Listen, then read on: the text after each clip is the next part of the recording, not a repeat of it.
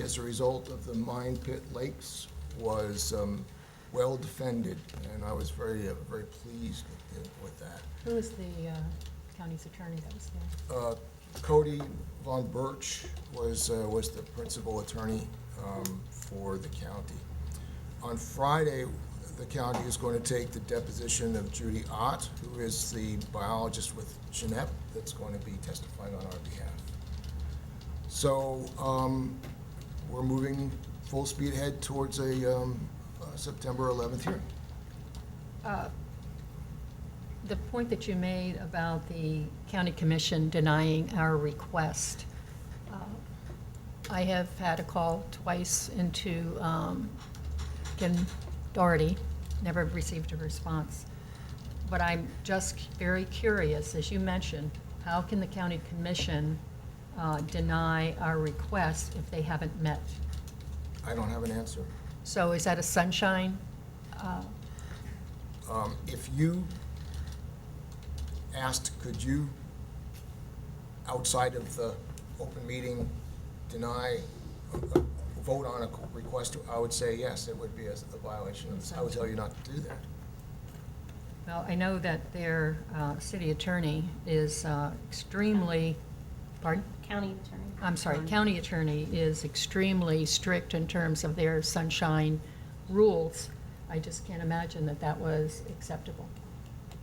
I don't So, have an answer. Is Well, the- really, that's the second time it happened too, as well, because they did not discuss the expedited motion in a public meeting either, but they You're right. moved that forward. Just one suggestion, that since it's pending litigation, that, no? No. I was No. gonna say they could have a shade meeting. I asked. Well, first of all, you have Okay, to, first of all, you have that to was ask my for a thought. shade meeting at an open public meeting. And the items that are available to be discussed at a shade meeting are very limited. The request for a motion for continuance would not be one of the items that could be done on a shade meeting. Is there That's a good any question. action that we should take? I'll leave that to my opinion, if they someone polled the city council, the county commission, that would be a violation of the sunshine law. And violations of the sunshine law are handled by the state attorney's office. Well, can't they meet like we do with Howard and talk about? You can talk about things, but Howard cannot poll you as to what your vote's Oh. going to be. Oh, And take action on that based Correct. on Mhm. it not being heard in the public. Correct. Right. All right. so what should we do? What's your advice? I have no advice. I think what I would like to do is to perhaps follow up with our lobbyists. He's been in the legislature, he understands some of the ins and outs of whether this might have any traction. And again, I don't want us to get into any kind of a contest with our No. county commission. At the same time, they are not affording us the opportunity to talk with them face-to-face about, this is one issue. Well, I think just the suggestion of the city to go back to negotiate with the miners, that is just really appalling. That is even the suggestion of how to come to some agreement with this. They're out of it. Well, That they're just really. reporting to the miners. Right, yes, that the miners have control over them and they don't want to be a part of it, so now we have to strike a deal with the miners in order to get them to acquiesce or do something different than what has already been done. I have a meeting tomorrow with Trish Duffy. Okay, because they still have a county commission meeting coming up, what is the date? Tuesday. Tuesday. And I did talk with,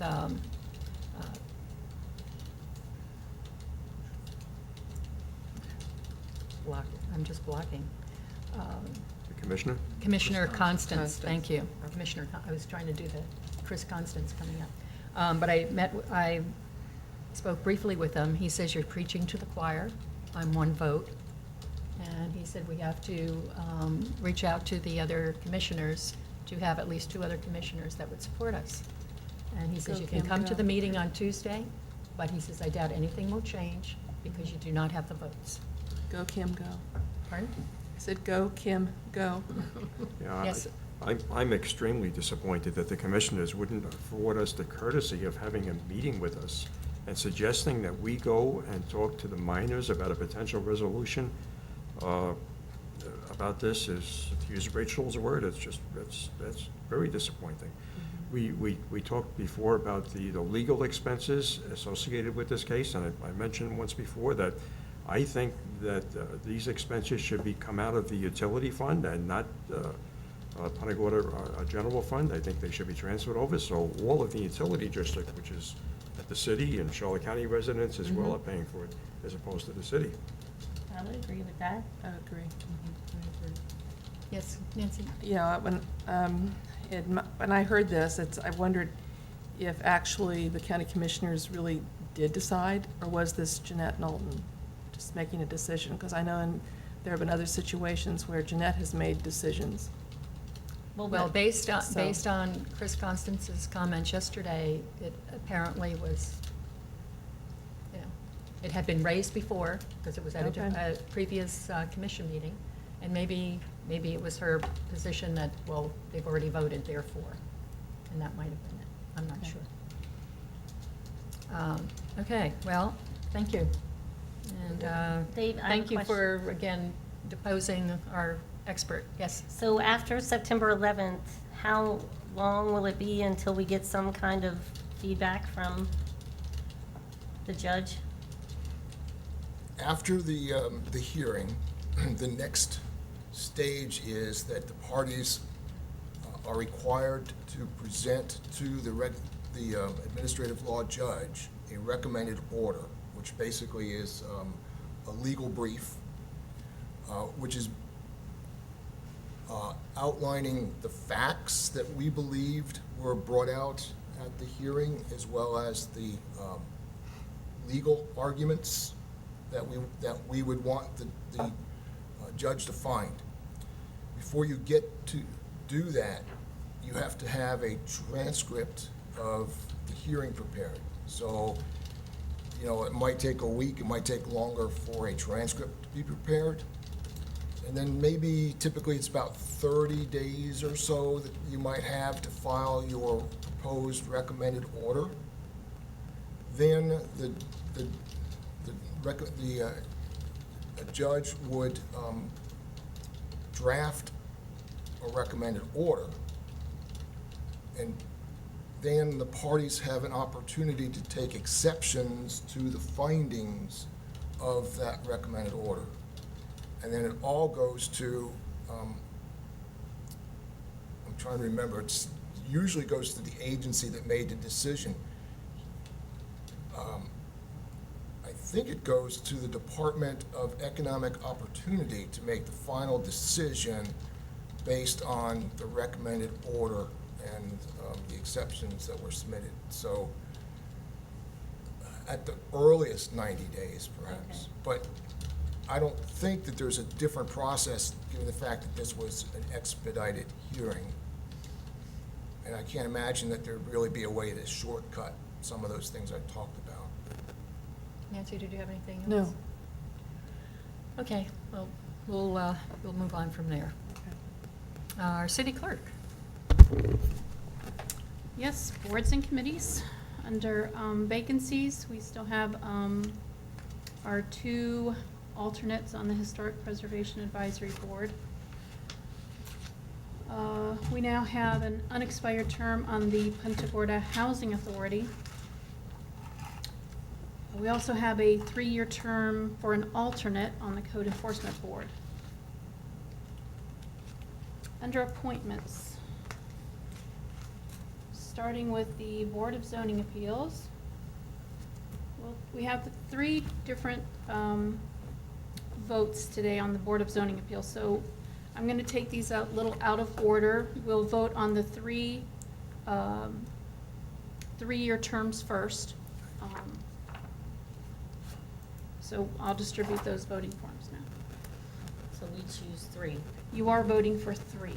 And then, Karen, we're going to move to the alternate, is that correct? We will then go to the regular member, which is a unexpired term. Unexpired And we'll term. do the alternate last. Okay, thank you.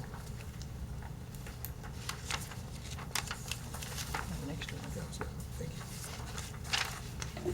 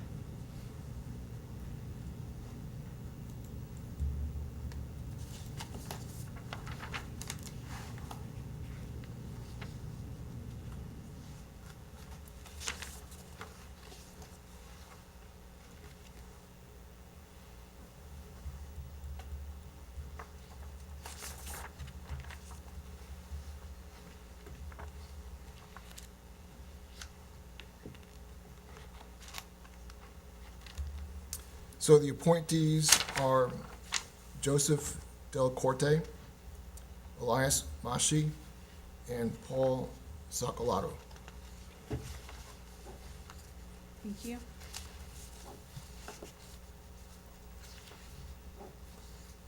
Just so it's clear, I'm taking off Mr. Delacorte's name from the next list. Okay, this will be to fill an unexpired term. You're voting for 1.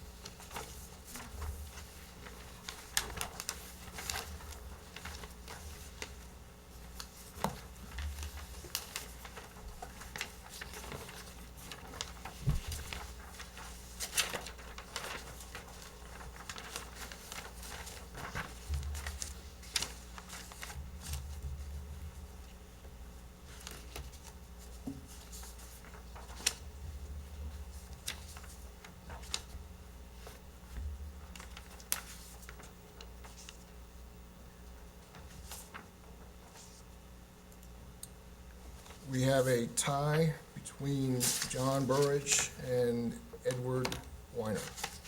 Okay.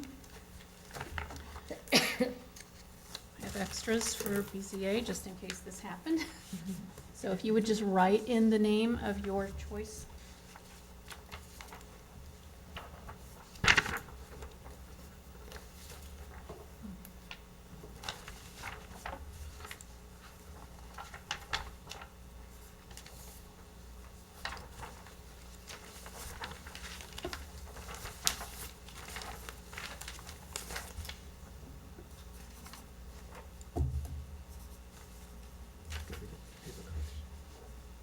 I've got one, not now, but I have. I know.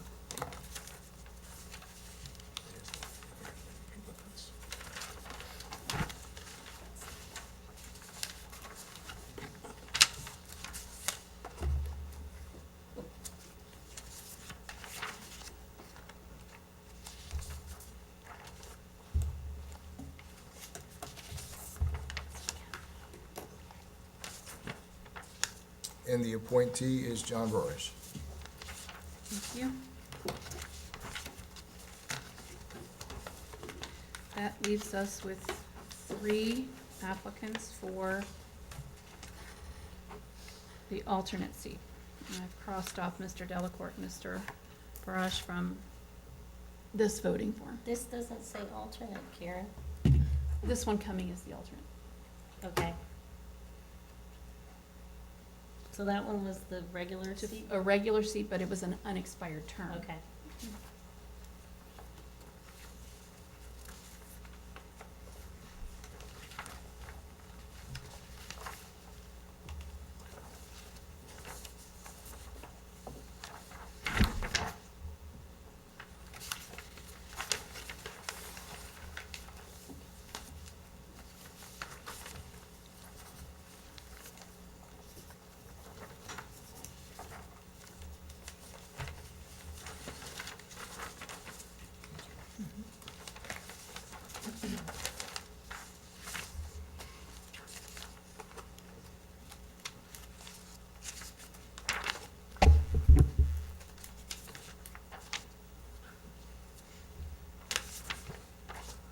And the appointee is Edward Weiner.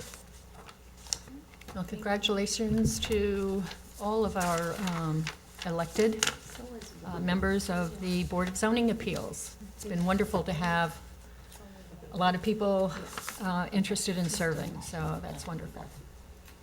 Karen? Okay. Next, under appointments, we have an unexpired term on the Burnt Store Isles Canal Advisory Committee. Just voting for one.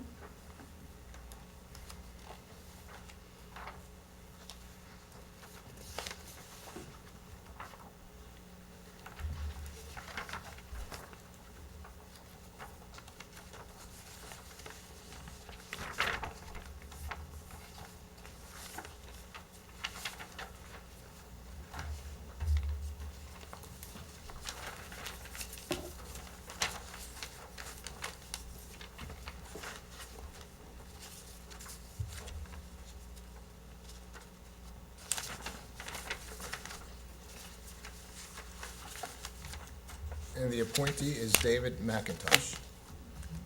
Congratulations. Congratulations, thank you. Thank you, again, thank you for your willingness to serve, appreciate it. Okay, the next appointment is to fill an unexpired term as an alternate on the Planning Commission.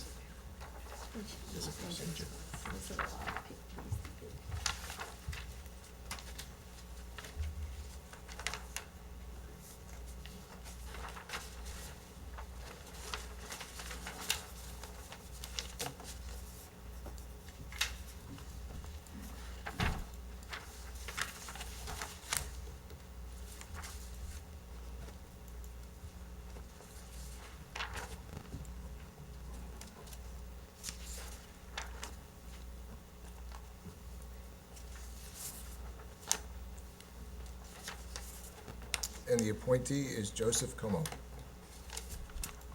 Mr. Como isn't here, no. Okay. Last, we have an appointment to fill an unexpired term on the Building Board.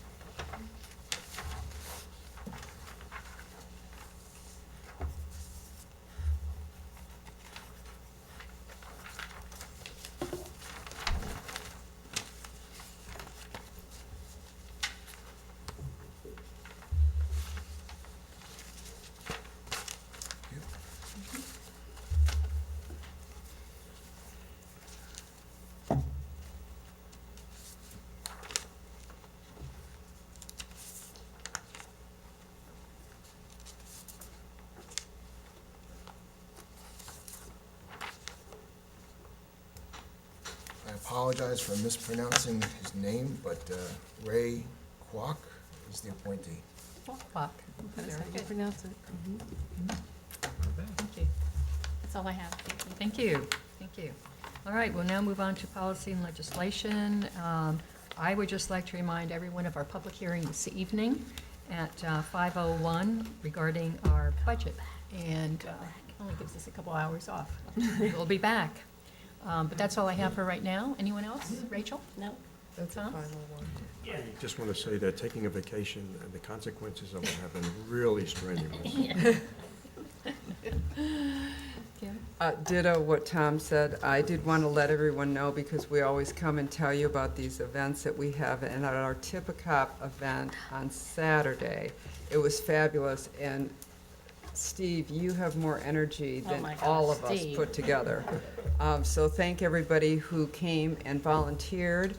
Our whole city council was there, and we did raise the money we needed and exceeded by $500. So Wonderful. it was a great event. It was fun. It was fun. It was fun.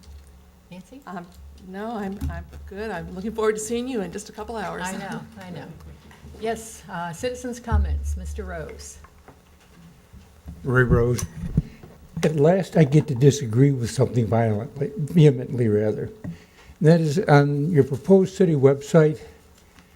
I clicked on it in a hurry this morning, and I happened to be on a small monitor. You've made it beautiful. The problem is, when I go to a website, I want to be able to see things, click on them, and move on. I'm really not interested in beauty as much, well, with some exceptions. But I think you've got too much stuff on it.